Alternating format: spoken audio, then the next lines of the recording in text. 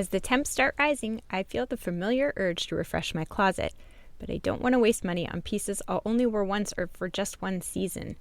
Thankfully, Quince changes that. Their clothes are timeless, lightweight, and far more elevated than anything else at this price. It finally feels like my wardrobe matches my standards. The best part is that Quince only works with factories that use safe, ethical, and responsible manufacturing practices and premium fabrics and finishes, so you get to look good while feeling good. I'm pretty excited that I have upgraded my athleisure wardrobe for this summer. I bought a sweatshirt and a pair of wide-leg flow pants that are two of the softest items I own, and I plan to live in them. So join me in giving your summer closet an upgrade with Quince. Go to quince.com/POTC for free shipping on your order and 365-day returns. That's QUINCE.com/POTC to get free shipping and 365-day returns. Quince.com/POTC. I talk about this as like reaching through the dragon, and that's protecting their vulnerability.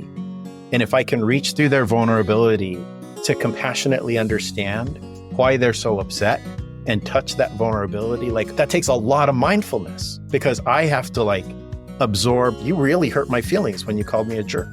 And what I really want to do is fight back. But what I'm gonna do is something more relationally skillful. Because what I've learned is if I do that, 10 minutes from now, my life is going to be so much better than if I go with my instincts to call you a jerk back. That was James Cordova on Psychologist Off the Clock.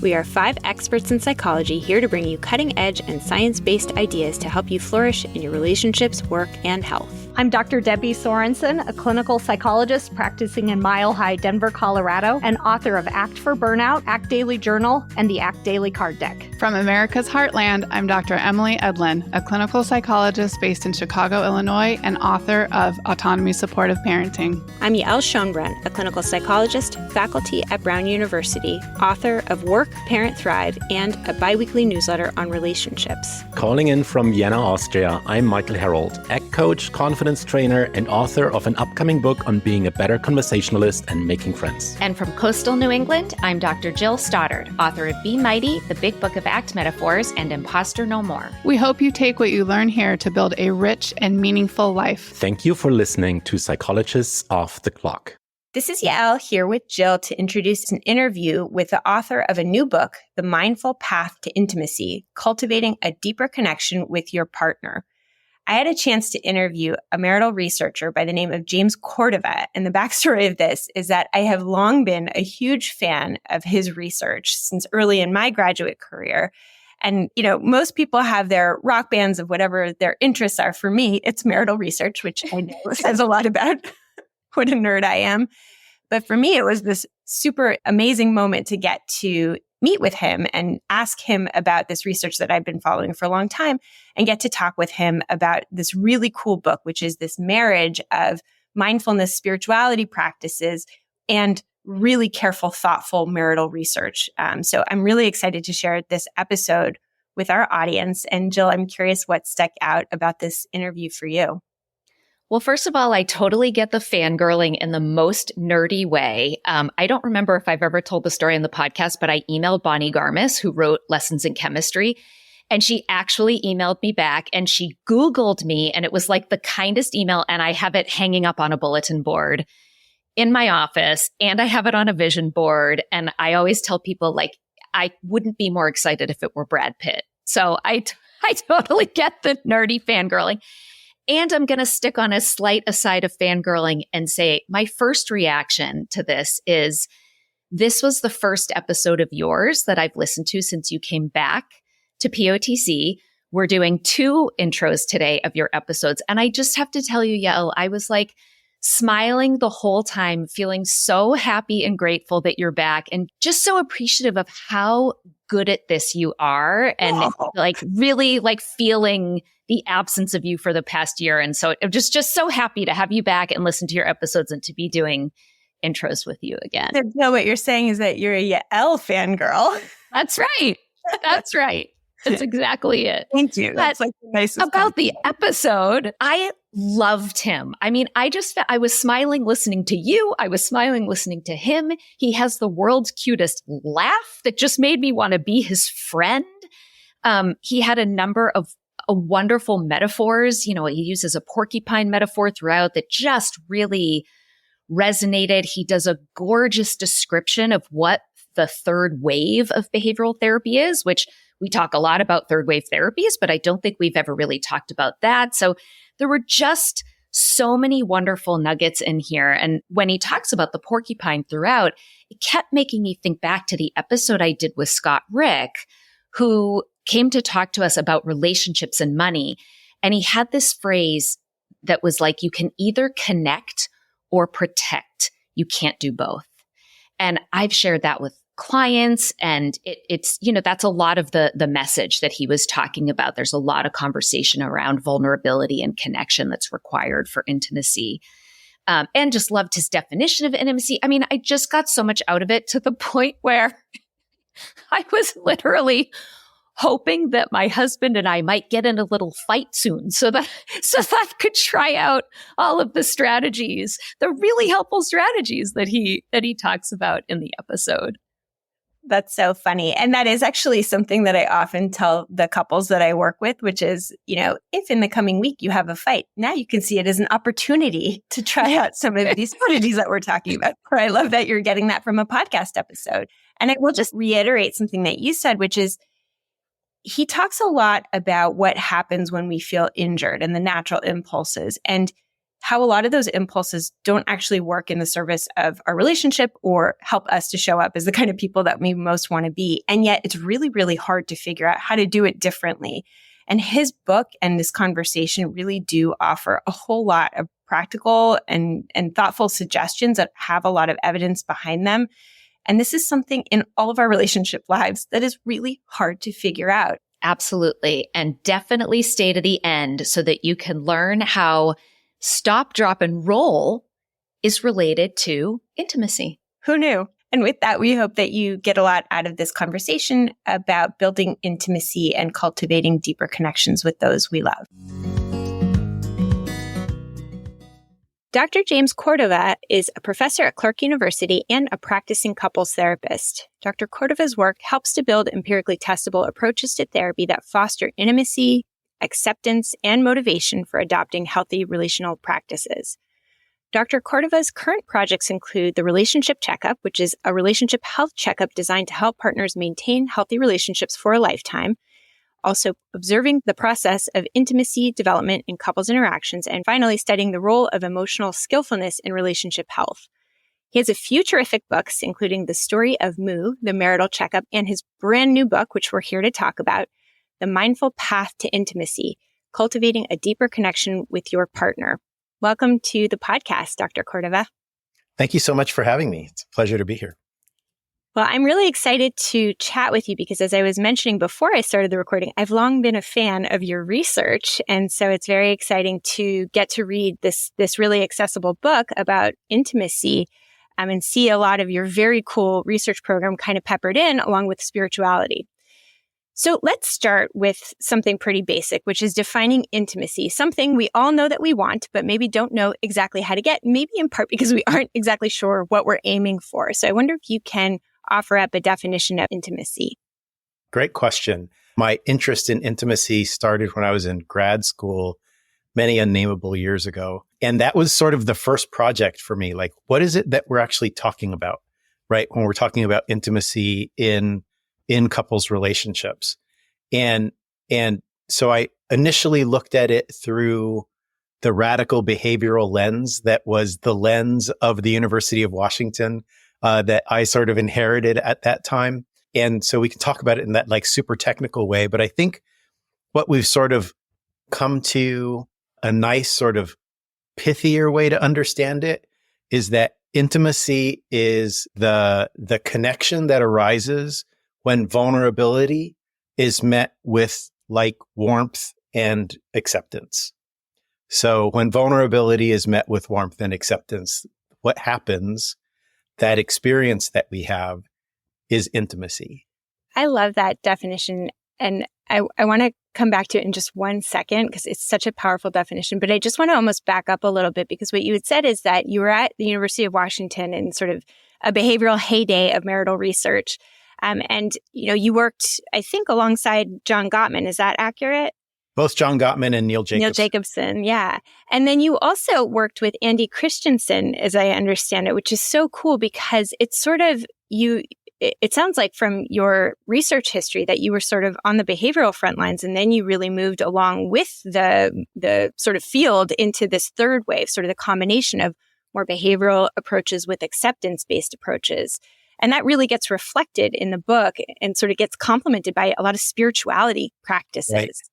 Yeah, I was there at the University of Washington just as the field was really getting serious about making this turn to what at the time they were calling third wave behaviorism, which was just, it was more contextual and really more honoring of the role of acceptance, as well as change, right? Traditional behaviorism was all about change. And I think there was a moment when the field recognized the limits of that mindset and started to turn much more deliberately towards what is this balance, right? Between the things that we can change and the things that we can't change. And what is the most psychologically healthy? What is the most healing way that we can come into relationship with the things that can't change? And so we talked about that as acceptance. Yeah. And kind of embedded in your definition of intimacy, which is that when we're vulnerable and we're met with warmth and acceptance, that even if we're sharing something with our partner that our partner may not like, that we may not like, that may not be good for our relationship, when we're met with warmth and acceptance, we feel a sense of connection, of wholeness with our partner. But it's hard to do as a partner, right? To sort of receive something with warmth and acceptance that might be something like I'm angry with you, or I did something that we both agreed I shouldn't do, or something like that. Right. Yeah. And man, you really get right to the heart of it. In some ways that strikes me as maybe one of the hardest things that we can do, to simply receive with warmth and kindness and understanding something that we don't want to hear. And so much about being in a long-term intimate relationship is that, we're living in such close emotional and physical proximity to each other that there are necessarily going to be unavoidable friction points. We sort of started to talk about this in the context of the porcupine's dilemma, right? So it's this idea that we're all, by metaphor, right? Like we're all porcupines, this sort of soft, warm underbelly, mammal that's just covered in quills. And when you're really close to somebody, both physically and emotionally, we quill each other. We're going to get on each other's nerves. We're going to disappoint each other. Just the little irritants. I was laughing with a couple the other day about like, do you have to be standing in front of the drawer that I'm trying to get into? Right. So those simple little things. And so we have to be able to relate around all those places where we inadvertently frustrate each other, where we inadvertently disappoint each other, where we inadvertently hurt each other's feelings, right? And to be able to talk about that. And that's hard. It's hard both to like be hurt and still communicate kindly. And it's hard to hear that I've caused hurt and to still receive that kindly. And that it's so hard that I start to think about it as like, you know what? That's a spiritual practice. That is such a helpful way to think about it because it is so hard. And automatically our mind goes to, well, I shouldn't have to stand for this. We get into this self-protective mode when we've been, as you say, quilled. And I love that metaphor. It's so apt because we really do feel quilled. And then we say, well, that person's so prickly and they don't deserve my kindness and they don't deserve me to kind of open up to them because all they're going to do is harm me. Right. But what we don't realize is that we quill also. Yeah. Right. Yeah, exactly. And it's vulnerability meeting vulnerability. Right. And I think one of the quintessential characteristics of vulnerability, our vulnerability, is that it never becomes invulnerability. And whatever vulnerabilities you have, you're always going to have them. And so almost always accidentally do something that stings one of my vulnerabilities. It's always going to hurt. And we're also vulnerable in the spot where we cause hurt. Like, oh, I didn't mean to hurt you, right? Like that is also a vulnerable experience, to have caused hurt and not meant to. And so vulnerability meets vulnerability. And our natural instinct, the way that we naturally protect our vulnerability, is very ancient.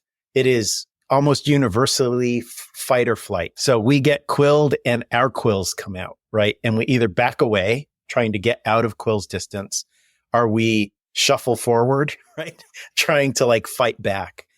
Another way that I sometimes talk about that is like, that's that kind of hard ego shell, right? The thing that comes to defend our vulnerability is our ego.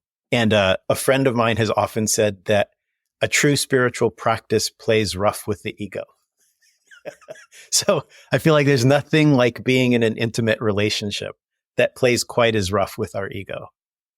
Hey, listeners, it's Jill. And Emily here, and we have an exciting announcement to share. You know, all of us at POTC are passionate about sharing science-backed ideas from psychology to help people thrive. And one way Emily and I especially love doing this is through public speaking. That's right. Whether it's keynotes, webinars, or workshops, we use the art of engaging storytelling, combined with our years of experience as psychologists, to provide organizations with transformative experiences that are based in the latest science, but translate to everyday skills for flourishing in your parenting, work, and health. Or as we like to say, we bring the sizzle and the science. Because evidence-based talks don't have to be boring, and interesting talks shouldn't be fluffy. So to that end, we created the Well-Being Speakers Collective with our former podcast guest and author of The Power of Saying No, Vanessa Patrick. So if you or your organization are looking to provide compelling personal and professional development, visit our website at www.thewellbeingspeakers.com to learn all about who we are and the topics we cover. Things like how to parent smarter, not harder, imposter syndrome, saying no, and more. We would love to connect and help you thrive. So visit us at thewellbeingspeakers.com today.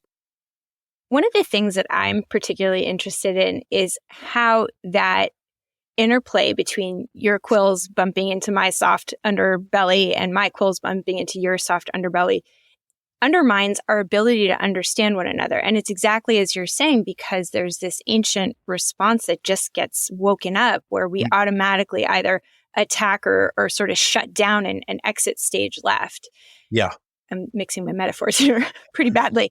But I'm the master of that. So yeah. But in any case, it's sort of, once we turn on or turn away from somebody, the door to figuring out what was going on for you or what's the meaning behind that or how can we come back together, that becomes unavailable to us.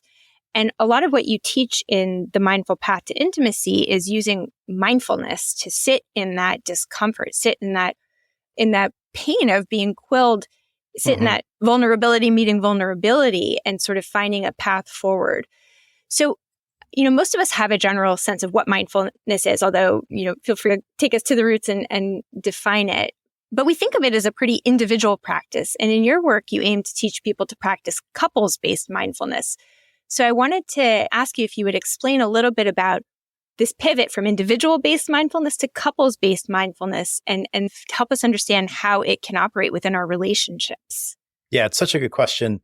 So both really long-standing interests of mine, both the, meditations and meditation in particular, and of course, couples and working with couples in their intimate relationships. And it just started to become more and more clear to me how related the two were, and that the point of that relationship, the point of that overlap was about vulnerability and intimacy and the relationship that we have to our own vulnerability. And so much of the practice of mindfulness, which is present-centered attention on everything that is arising in this moment, right? So just being able to be present and aware without turning away from everything that is arising in this moment is the practice of mindfulness, right? I'm just here and alive and having feelings and having thoughts and having sensations, and I'm just experiencing them. And what that practice teaches us is that it is quite a thing to be a human being, that we are by our nature quite vulnerable. And we learn how to come into a kind of accepting relationship with our vulnerability. Like, oh, I'm just vulnerable. And like, that's okay. I don't have to reject it. I don't have to run away from my vulnerability. I don't have to fight off everything that seems to be a threat to my vulnerability. I can just be vulnerable in the world. And actually, I make more contact with the world. I've got a richer relationship with myself and a richer relationship with the world when I can be intimate with, when I can be warmly accepting of my authenticity, my authentic vulnerability. So like if I'm feeling afraid, I can just feel afraid. If I'm feeling sad, I can just feel sad. Like, oh, this is just a thing that I can do. I don't have to destroy it or run away from it in any way. And, it continued to strike me that that's the same thing that we're trying to teach couples in their relationship, that the things that we do that actually drive us away from each other are the things that we do to try to not be in contact with or present with our own vulnerability. That you do something that stung me and I have to get away from it. Like I have to solve the problem of that moment of vulnerability. And it's like I said before, it's either through, I'm going to hurt you back, which is weird emotional logic, right? Like somehow I will feel less vulnerable if I hurt you back, or by distancing ourselves. I'm just going to get away from you because if I get away from you, then I'll be less vulnerable. And both of those ways, which are the common ways, both of those ways of relating to my own vulnerability destroy our connection. And if through a kind of mindfulness practice, I have learned that I can just stay here with you and be vulnerable, then I can actually strengthen our connection. So let me ask you a question that I think comes up for a lot of couples who feel like, let's say one partner feels like if they were to stay in a moment where the other partner was harming them, criticizing them, insulting them in some way, making them feel less than, that if they were to stay in that moment and to stay vulnerable in that moment, that they would be opening themselves up to being harmed in a more significant way rather than protecting themselves or protecting the relationship. And I'm curious what advice you would have. So I teach couples therapy, right? And I was just doing supervision with a student about how one of the principal talents or skills of a couples therapist is to be able to have like warm, compassionate feelings for the partner that's acting like a jerk. That is so true. As a couples therapist, I know I'm at my finest when I can see myself really understanding where somebody who's behaving very badly is coming from, that I can connect with them much better from that place and from that connection, help guide them somewhere better.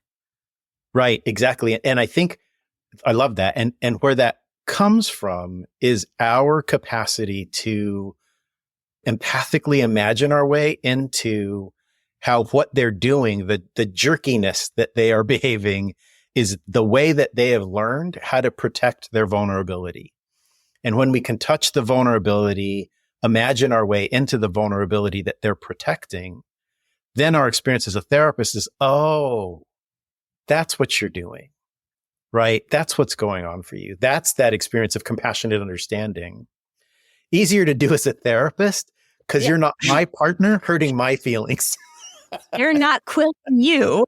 That's right. That's right. I mean, sometimes, but usually not. Right. So we're bringing that same kind of, and this is why it keeps coming back to this idea of, wow, this is a spiritual practice, right? This is playing rough with the ego. To be able to bring that same intention into my relationship with my partner.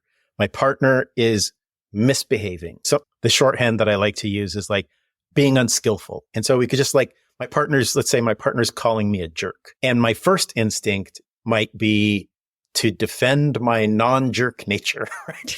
I'm not a jerk, and so I could fight back. You're a jerk. You think I'm a jerk. You're a jerk, right? Or like, oh, I can't even believe you call me a jerk. Like, I'm out of here.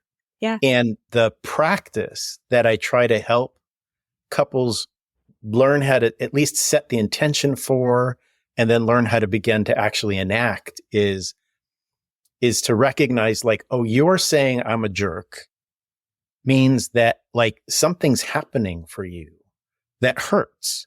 Something's hurting you, right? And so I can meet that with like, gosh, sweetie, it kind of hurts my feelings when you call me a jerk.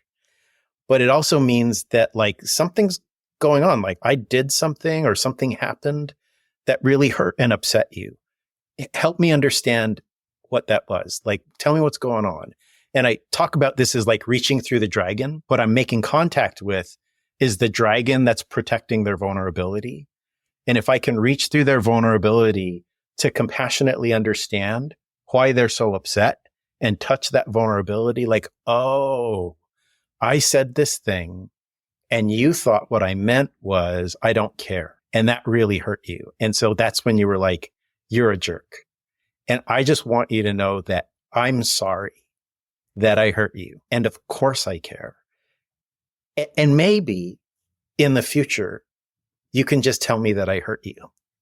Yeah. So I can apologize and maybe not call me a jerk. That takes a lot of mindfulness, right? Because I have to like absorb, like, you really hurt my feelings when you called me a jerk. And what I really want to do is fight back. But what I'm gonna do is something more relationally skillful. Because what I've learned is if I do that, 10 minutes from now, my life is going to be so much better than if I go with my instincts to call you a jerk back or to get in the car and drive away, right? 10 minutes from now, if I do that, my life is going to be worse. This is such a powerful intervention, and you already said this, but I just want to double down that it is really hard to do. I mean, those instincts to attack back or turn away are so powerful in the moment, and we do not feel safe. But this idea of reaching into the dragon to understand a little bit better in the service of connecting and learning and growing forward as a couple. And by the way, I think this works with partners, it works with colleagues, it works with people on the other side of the political aisle. Like when we can do that, there's so much more potential. When we can sort of be willing to understand, even though we feel some discomfort, there's so much more potential in that. But part of it being a spiritual practice, right, is it's so humbling to sort of come from a place where in this moment, at least in this moment, it is more important for me to understand than to be understood. And that is a hard swallow, which is part of why I wrote this book, because I think that does not come naturally to us. We actually have to have a practice where we're practicing just being with all of that stuff. So that like, even if whether it's on the cushion, mindful sitting, mindful walking, mindful eating, whatever that mindfulness practice, our own individual mindfulness practice is, it teaches us that like, oh, I can feel this and I don't have to give in to my reactivity. I can behave skillfully even when I'm angry. I can behave skillfully even when I'm hurt. I can behave skillfully even when I'm jealous. I can be still even when what I want to do is rage. And because that doesn't come naturally to us, if we have any hope of being able to enact that in our relationships, we have to practice it like in a very dedicated way. Yeah. I just want to go backwards a little bit to something that you said that sort of stopped me in my tracks, which is that this practice requires that we be able to say to ourselves, it is more important in this moment for me to understand you than for you to understand me. And that is humbling.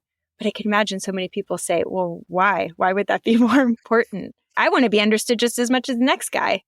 Yeah. So why is that more important? Because it works better, right? I think, again, it sort of just reaches back into my behaviorist past. What is behavior that actually functions more effectively in the world?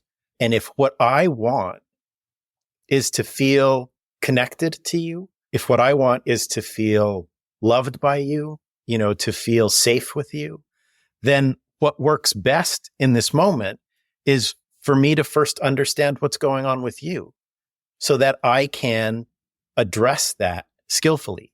And what that does, and this is something that I come back to again and again with my couples, is it preserves my agency.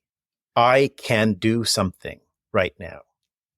And if instead I'm like, I need you to understand me, and I'm just going to turn the volume up and use more curse words in my desperate attempt to get you to understand me, I have given my agency away because I am completely at the mercy of whether or not you are in any position right now to understand me. But if I set my sights on understanding you compassionately, then I've got traction. Because once you start to feel like I hear you and I understand and I care, then your capacity to hear, understand, and care about me goes way, way up. And I helped that to happen by just caring.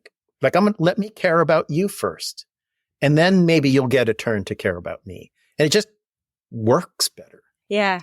Well, we're wired in with this potential for, escalating conflict. There's this really interesting study that I often think about that looked at finger pressing, and they had pairs come into a machine, and the task was for each person to press the other person's finger with the same force that they felt the machine pressed their finger.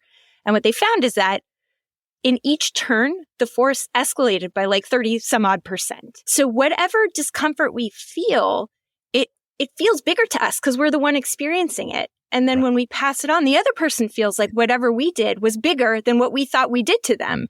And so we can escalate really fast. But alternatively, we can set off this reciprocal altruism. This is a Robert Trivers concept of giving and sort of activating this reciprocal cycle of generosity, of caring, of compassion. And, we're reciprocal creatures in either direction. And it's not a sure thing, right? Just because you attack somebody doesn't necessarily mean they're going to attack back. Sure. Just because you're compassionate to somebody doesn't necessarily mean they'll be compassionate in response, but you certainly increase your likelihood.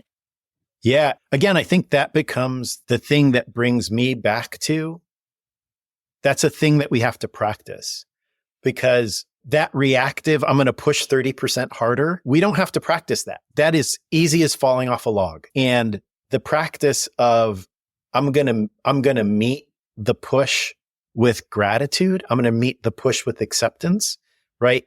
Is very emotionally counterintuitive. So that is more like trying to stay on the log rather than falling off the log, right? Yeah. And so if we're going to have any shot at doing that, just getting it I should meet this with acceptance, I have that idea, is not going to be enough, because we're going to be feeling emotionally triggered. And our frontal lobes are going to start to shut down, and our amygdala is going to light up, and we're just going to go with our reactivity. We have to have this mindfulness practice that teaches us, in the midst of my reactivity, I can still be still, pay attention to my breath, whatever the practice is. And so I learn that my reactivity doesn't have to have the steering wheel. It can still be on board, but I can make the decision to do something that's actually healthy and connecting for me and for my partner. Yeah. Well, so we talk a lot about this podcast about acceptance and commitment therapy. And what you're saying is, put your values in the driver's seat rather than your emotions. And that isn't easy to do, especially when our emotions are sky high. But I have this niggling question about the evolutionary function of our reactivity. So we're wired for this escalating force, not necessarily to react with compassion. And there are evolutionary reasons for that are actually self-protective. And yet what we're advocating for and what you're saying actually works better in modern relationships is more of the compassion, more of the acceptance, rather than leaning into our pre-modern impulses to attack back or run away. Why is it more effective when evolution has programmed us in this alternative way? It's such a good question. And my understanding of the way evolution works is that it is very much a Rube Goldberg device. like the thing that moves us towards greater fitness is trying to take advantage of like whatever materials happen to be lying around. And so the reaction that our ancestors developed to, if I experience pain, physical pain, I fight, and that chases away or destroys the source of the pain. So that's a win. Or if I experience physical pain and I run away, then I get away from that source of pain. That's a win, right? And that process got like adapted into the experience of social rejection. So if you sneer at me or you make fun of me or in some way you give me indications that you're rejecting me interpersonally, that, as it turns out, lights up the same area of the brain as if I hit my thumb with a hammer. We experience it as physical pain inadvertently. That then triggers this ancient habit of like, well, now I have to destroy you because that's been a win for my ancestors, right? Or run away from you because that was a win for my ancestors. But unfortunately, neither one of those is the actual outcome that I'm after. Like in a moment where you've done something that's hurt me, what I actually want from you is for you to say, oh, I see that I hurt you. I'm so sorry. What can I do? Like, I want to feel like you care that you hurt me. But if I hurt you back, you're very unlikely to show me that you care that you hurt me. And if I run away from you, then you can't. You don't have an option. I have to stay there, right? Again, which is, because of our evolutionary history, absolutely emotionally counterintuitive. I have to stay here with my hurt and say, ow, you hurt me, so that you have an opportunity to say, oh my God, I'm so sorry. I didn't mean to. Yeah. Yeah. But I'm still sorry. We're a little bit victimized, right? We're a little bit screwed by our evolutionary history because our instincts are not good for intimacy. I always think like evolutionary forces that have created the human brain we still live with didn't have to operate with the lives that are as long as ours in the kind of environment that we live in. And so they're just selecting for things that aren't as important as like feeling connected and feeling loved and feeling understood. But these are the things that really matter to us in our modern relationships. And so as you're saying, like we're an evolutionary mismatch, relationally speaking, for the brains that we have. And so we need to lean on these mindfulness practices, these acceptance practices, these compassion practices in order to work with the machinery that we have that is not suited for the environment that we live in. And to just like emphasize what you're saying, that sense of connection and relationship and intimacy, like it's not for nothing, right? That we want that and we need that. Like it's not the icing on the cake. All of the research into relationship health shows that that has measurable and powerful effects on not just our relationship health, but our mental health across every possible domain, and our physical health. So the quality of that connection, the warmth, the acceptance of that connection is a determiner of how healthy we are overall. But I think we don't really know that. I think we tend to think that how I'm doing in my relationship it's something, but it's not the thing. Yeah. And again, what we know from decades of relationship research is like, it's right in there with the thing. If you want your heart to pump correctly, having a powerful, intimate relationship actually helps that. If the stress response that we get from being in a relationship that makes us unhappy makes us unhealthy. An idea that I've been toying with, we talk a lot about psychological flexibility and sort of our ability to kind of stay in aligned with our values and engage in behaviors that align with those values, even in the face of discomfort. And I almost think we need to think about relational flexibility, because what happens in relationships is that we think we have these beliefs of like, I shouldn't have to put up with this, or nobody should talk to me that way, or, that person is harmful, I'm not going to participate in this. And it causes us to walk away, but then we sort of miss out on this opportunity to develop that relational resilience or the relational flexibility. And so just as we tend to talk about individual flexibility and individual resilience building, we maybe can think about that in the relational sense too.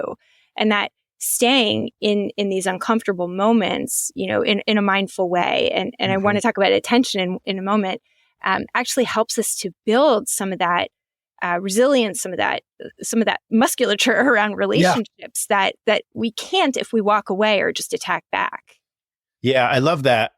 I love that idea of relational flexibility, because it is the flip side of the other thing, which is like a kind of brittleness.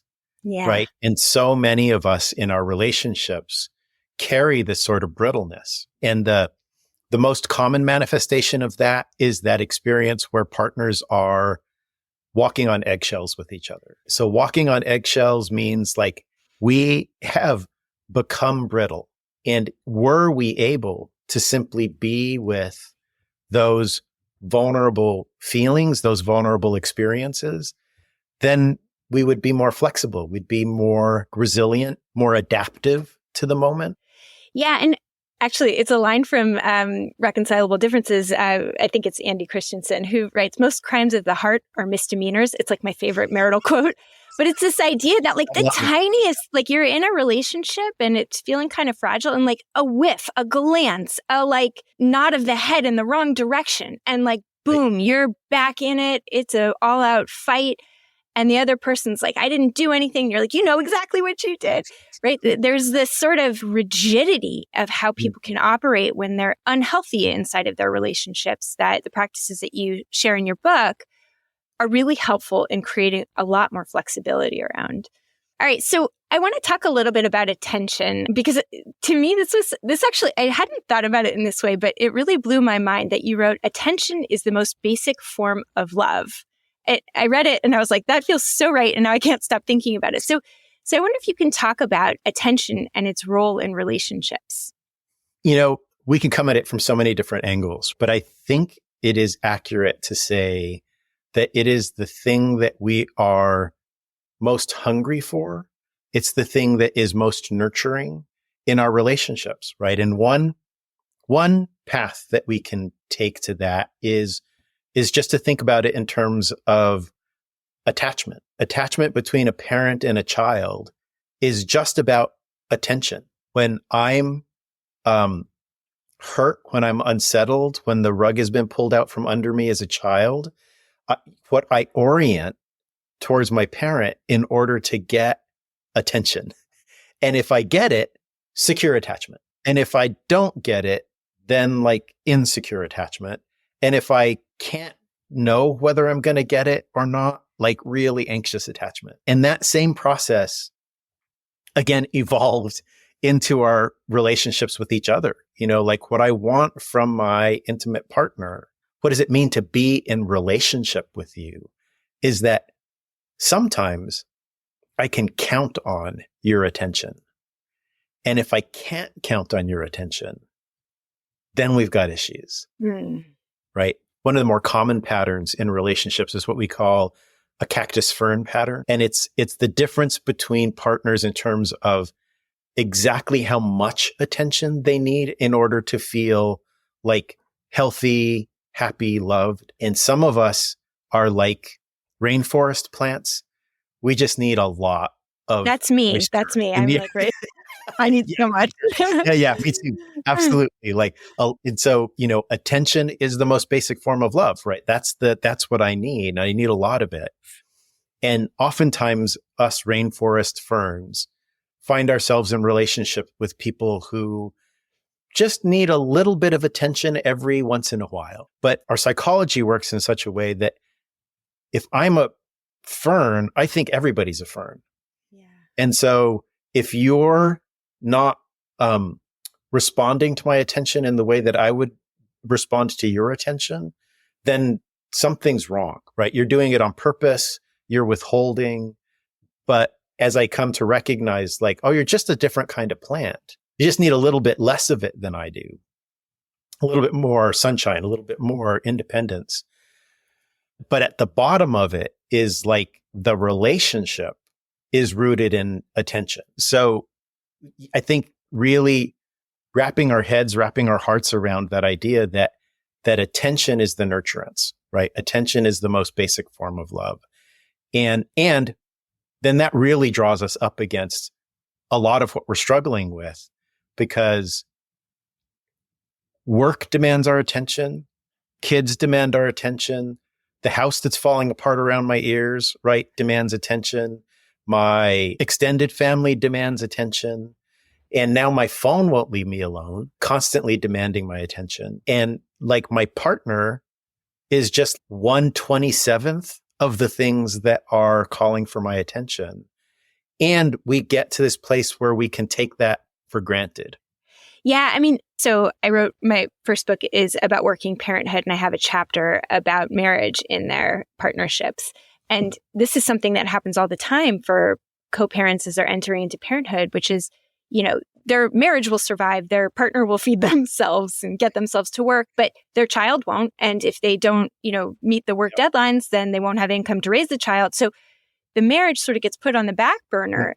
And we think, oh, it's just temporary, but we start to build habits around not paying attention, right, and paying attention to everything else. And that can calcify. And then we get back to like this rigidity of how we operate in our relationships that can be quite unhealthy. And so remembering that paying attention is one of the most important and most basic forms of love, I think is so valuable. And I love this analogy of thinking of yourself and your partner or whoever you're in relationship with as a plant, and figuring out what kind of attention they need. How much of it do they need? Right. What's the quality that really makes a difference in their thriving? Exactly. Absolutely. And to add to the complexity, all these different demands for my attention are competing, and you hurt me, even just, again, accidentally, and even maybe just a little bit every day.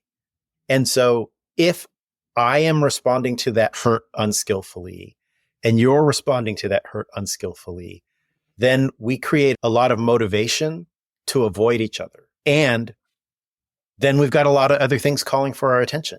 So like, you called me a jerk and I called you a jerk back, and we never really repaired. And then the next day I've got work, and I've got the house, and I've got the kids, and I've got the dog, and I've got all these other demands on my attention. And the like, well, of course I have to pay attention to those things, colludes with, I also am still a little hurt and am avoiding you. Yeah. And so that gap opens up in our relationship. The phone and the kids contribute to that because it seems so natural.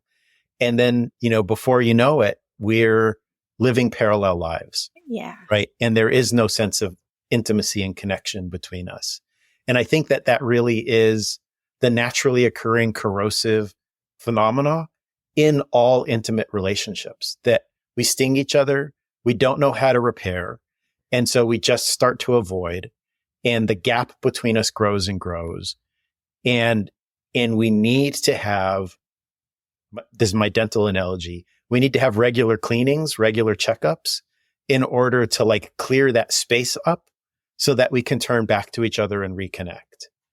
Because something has to arrest that polarization, or it's just going to continue until, like the 50% divorce statistics doesn't come out of nowhere, right? It's relationship physics. Right. It's like the small things add up over time. And so we don't even maybe notice them. We just think, oh, it's just a small thing, and I'm not going to spend time with you today because you're just uncomfortable to be around. But it can grow, it can build. And one thing that I notice with a lot of couples that I work with is that there's like a pattern of sleeping in separate beds. Maybe it's because of snoring, or maybe because the kids were up in the middle of the night. There are plenty of reasonable reasons to sleep in separate beds, but it's just this other pocket of time where you could pay attention to one another, be in one another's presence, that sort of falls away. And then we don't recoup it because we think, oh, it's just easier this way. But again, it's this other symptom of our lives are growing further and further apart. We're very creative in this spot into tricking ourselves into thinking, well, of course this makes sense. And we don't recognize I'm sleeping in a separate bed, not really because, yes, I do, maybe I get better sleep, but I'm actually doing it because this is now how I'm protecting my vulnerability. Yeah. And there's more emerging research now that, yes, there's some research that says that we get somewhat better sleep when we're sleeping separately, but that's being outweighed now by research that shows that when we sleep together, our physiology actually responds more healthily. Our parasympathetic nervous system is activated more. We get more deep sleep. All the things that actually heal us come from contact.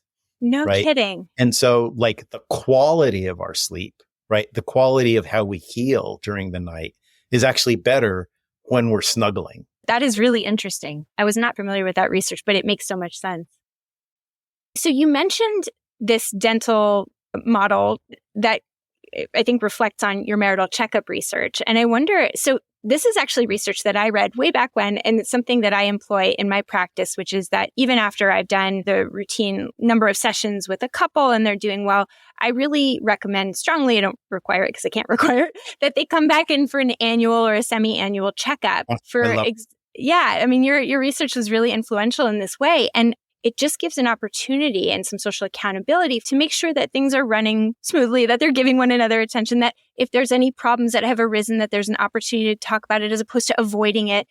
And so this is a super long-winded way to ask you to talk a little bit about your research on the marital checkup and how people might take some of that wisdom and employ it in their own relationships. Yeah, thank you for asking that question. And I'm so tickled that you're employing the idea of annual checkups into your work.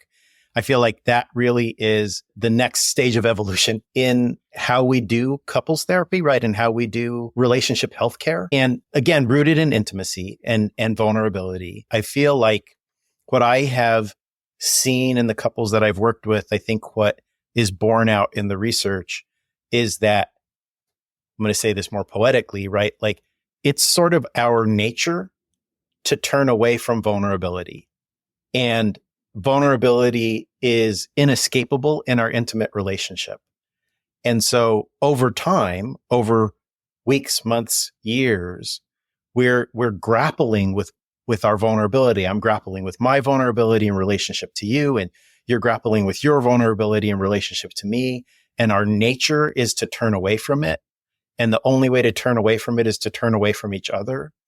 And so just with enough time, we're going to figure out how to be close, but not too close, right? Like, how do we navigate this space of vulnerability so that we're minimizing how vulnerable we are, how vulnerable we're experiencing ourselves, but still like we're not living in separate houses, right?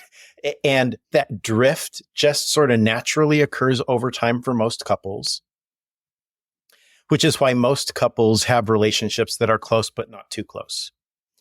And the idea of having regular, let's say annual relationship health checkups is that it provides that moment every year where you get to get the help of somebody who's got training in this space, who's actually a healthcare provider, to help us figure out, how might we have started to drift away from each other?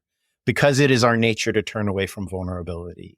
And how might we start to actually transform that vulnerability into deeper intimacy in our relationship so that we start to turn back towards each other? And so ultimately, in the long run, it's like the choice between relationships that just continue to drift apart are relationships that very regularly come back together and reestablish that intimate connection. And what our data seems to show is that when couples are receiving regular annual relationship checkups, every time they get one, they get a boost in their relationship satisfaction, their intimacy, their sense of connection, their sense of being accepted by each other. And then there might be a little erosion over the course of the next year, but then they get another checkup and they get another boost, right? And then it might be a little erosion. They get another checkup and they get another boost, which is where we come back to this dental analogy, right? Like if you only ever went to the dentist when your teeth hurt, you're probably going to get a lot of your teeth pulled. And if you only ever go to a couples therapist when the pain is driving you to a couples therapist, what do we know from the research literature about the success of couples therapy? About 2/3 improve. So 1/3 can't improve because they've done too much damage to their relationship. Another X% like relapse over the course of the next 2 years. again, because they've just done too much damage to their relationship. So our hope is that if, like, going back to the dental analogy, if you go to the dentist every 6 months or every year, they're arresting that corrosive process and returning the system to health. And so therefore, like, you get to keep your teeth for the rest of your life, most of them at least. If you're going to a trained relationship healthcare provider once a year, they're arresting that corrosive process. They're returning the system to health. And maybe you get to keep that relationship for the rest of your life. That's such a powerful description and such a good call for finding a place where you can have an annual marital checkup. I think it's really, the research is strong, and it's so cool to talk to the person who did it. So I actually want to turn to talk a little bit about sexual intimacy, and then finish off with asking for some tips and some scripts of how to actually do this in the moment, responsive when we're feeling stung or vulnerable. But turning to sexual intimacy, which is what we really often associate with the word intimacy. Yeah. Why is sex such a common cause of relationship dissatisfaction? And how does intimacy and vulnerability kind of fit into that? My experience is that it is the place in our relationship where we are at our most vulnerable. So it is the place where emotional nakedness meets actual nakedness, right? and again, So true.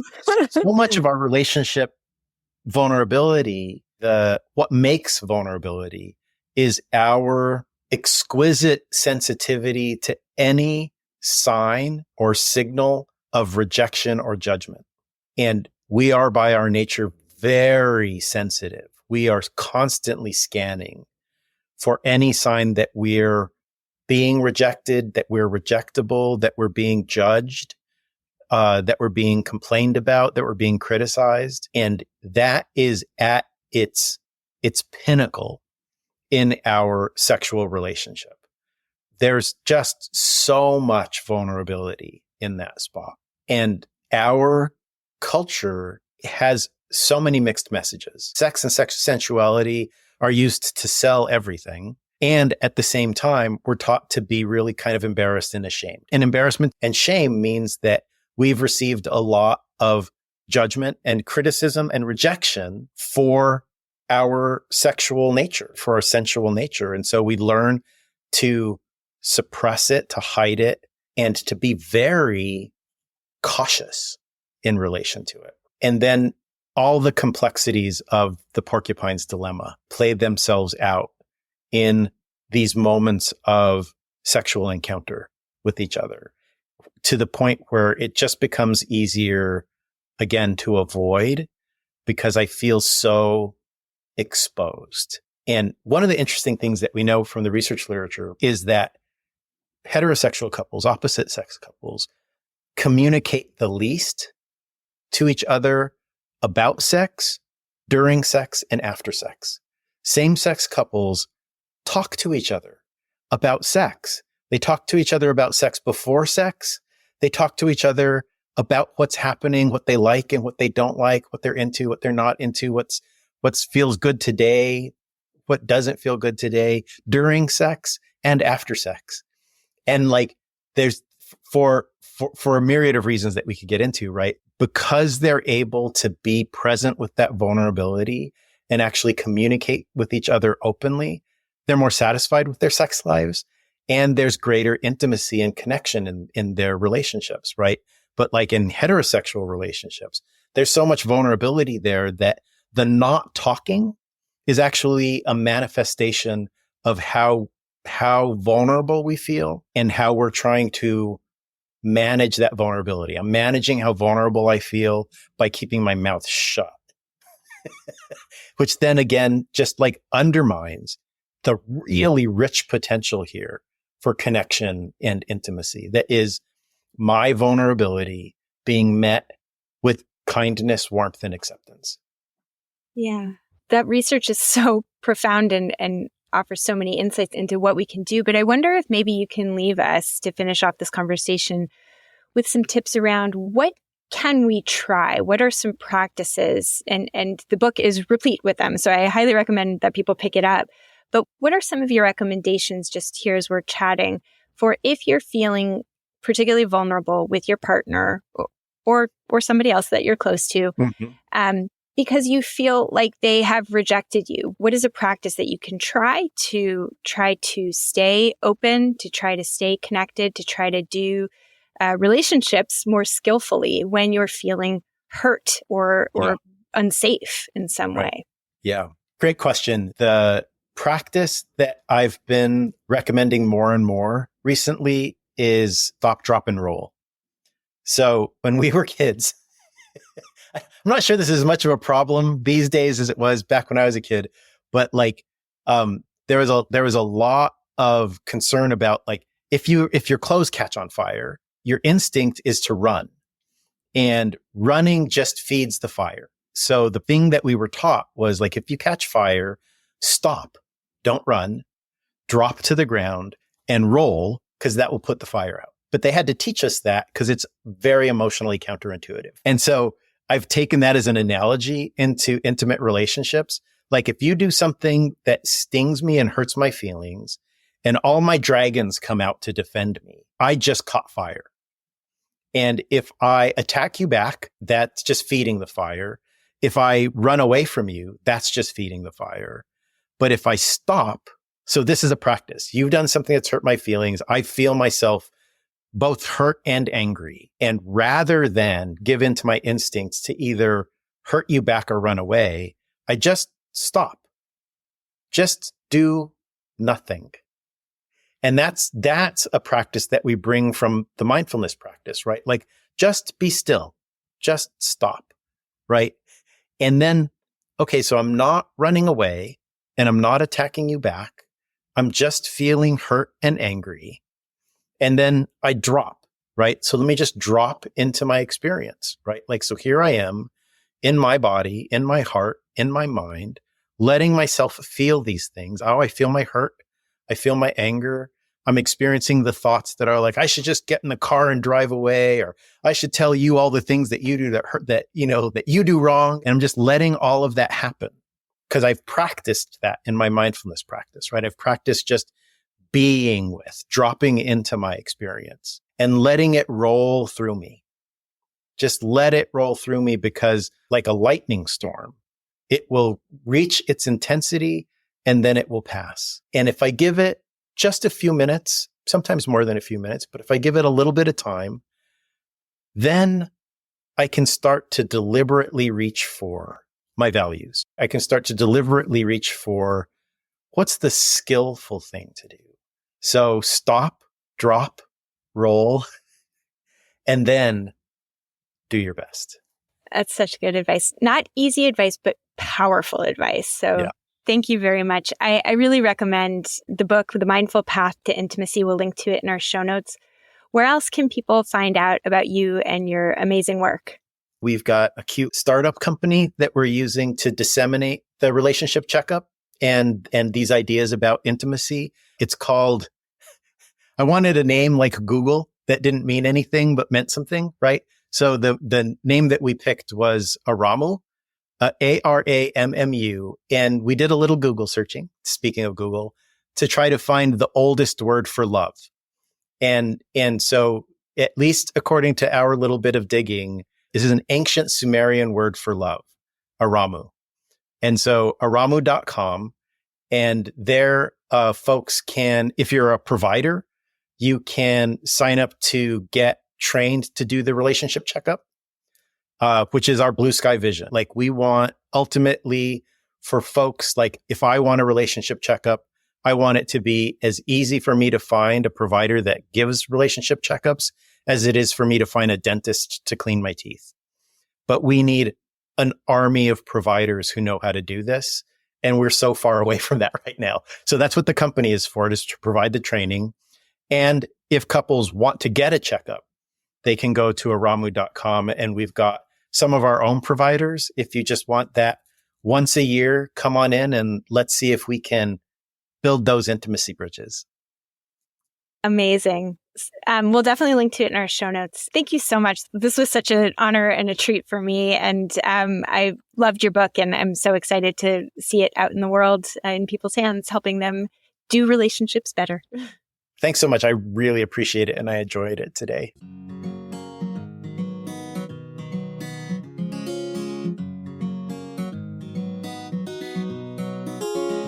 Thank you for listening to Psychologists Off the Clock. If you enjoy our podcast, you can help us out by leaving a review or contributing on Patreon.